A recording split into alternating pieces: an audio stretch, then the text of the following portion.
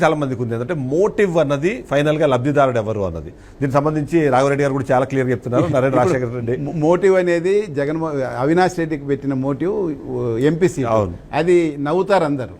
MP already ఆయన sitting MP 1,60,000 1,70,000తో ముందు గెలిచాడు.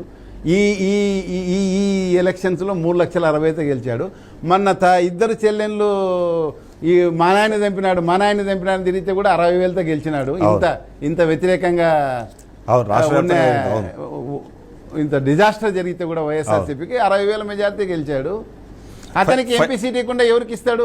ఫైనల్ గా చార్జ్ షీట్ చూసి పద్ధతి దాన్ని చూస్తే అది మోటివ్ కాబట్టి ఆయనకి ఏం లేదు. పైగా వివేకానందతో ఆస్తి గొడవలు ఏం లేవు వాళ్ళకి.